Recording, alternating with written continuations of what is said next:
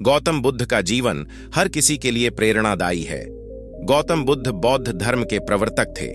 इनका जन्म 433 ईस्वी पूर्व तथा महापरिनिर्वाण 573 ईस्वी पूर्व में हुआ था। बचपन में उनको राजकुमार सिद्धार्थ के नाम से जाना जाता था। बौद्ध ग्रंथों के अनुसार गौतम बुद्ध के जन्म से 12 वर्ष पूर्व ही एक आर्षि ने भविष्यवाणी की थी कि यह बच्चा या तो एक सार्वभौमिक सम्राट या महान ऋषि बनेगा। 35 वर्ष की आयु में उन्हें ज्ञान की प्राप्ति हुई थी। वह संसार का मोह त्याग कर तपस्वी बन गए थे और परम ज्ञान की खोज में चले गए थे। आइए आज हम आपको सिद्धार्थ के महात्मा बुद्ध बनने तक के सफर के बारे में बताते हैं। जन्मकाल बुद्ध का गोत्र गौतम था। बुद्ध का वास्तविक नाम सिद्धार्थ गौतम था। उनका जन्म शाक्य गणराज्य की राजधानी कपिलवस्तु के निकट लुम्बिनी में हुआ था। बुद्ध के जन्म के 7 दिन के भीतर ही उनकी माता का देहांत हो गया था। उनका पालन पोषण उनकी मौसी गौतमी ने किया था। शिशु का नाम सिद्धार्थ रखा गया था। शाक्य वंश के राजा शुद्धोधन सिद्धार्थ के पिता थे। सिद्धार्थ के जन्म से पूर्व हुई भविष्यवाणी से परेशान होकर उनके पिता ने उन्हें तपस्वी बनने से रोकने के लिए राजमहल की परिधि में रखा। गौतम राजसी विलासिता में पले बढ़े। बाहरी दुनिया से आक्रांत, नृत्य करने वाली लड़कियों द्वारा मनोरंजन, ब्राह्मणों द्वारा निर्देशन और तीरंदाजी, तलवारबाजी, कुश्ती, तैराकी और दौड़ में प्रशिक्षित किए गए थे। कम उम्र में ही उनका विवाह राजकुमारी यशोधरा से करा दिया गया। दोनों का एक पुत्र भी हुआ जिसका नाम राहुल था। गौतम बुद्ध की वजह से बदल गया इस स्त्री का जीवन। जाने कैसे सिद्धार्थ बचपन से ही अत्यंत करुण हृदय वाले थे। वह किसी का भी दुख नहीं देख सकते थे। इतने प्रयासों के बाद भी 21 वर्ष की आयु में उनकी अपने राज्य कपिलवस्तु की गलियों में उनकी दृष्टि 4 दृश्यों पर पड़ी। ये दृश्य थे: एक वृद्ध विकलांग व्यक्ति, एक रोगी, एक पार्थिव शरीर और एक साधु।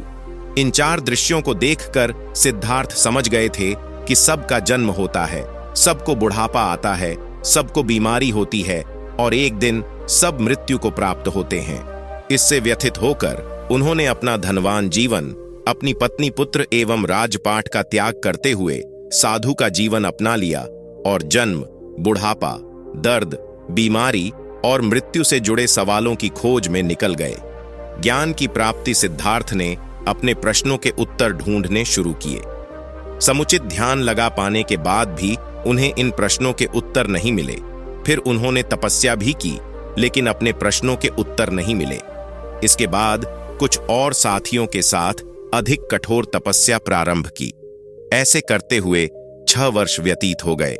भूख से व्याकुल मृत्यु के निकट पहुंचकर बिना प्रश्नों के उत्तर पाए वह कुछ और करने के बारे में विचार करने लगे थे।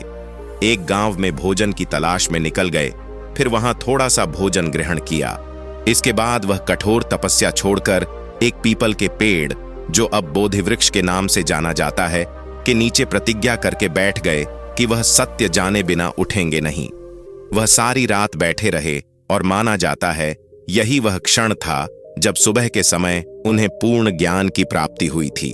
उनकी अविजया नष्ट हो गई और उन्हें निर्वण यानी बोधि प्राप्त हुई और वे 35 वर्ष की आयु में बुद्ध बन गए।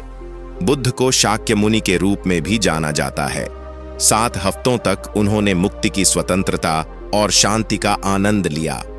प्रारंभ में तो वह अपने बोधि के बारे में दूसरों को ज्ञान नहीं देना चाहते थे। बुद्ध का मानना था कि अधिकांश लोगों को समझाना बहुत मुश्किल होगा।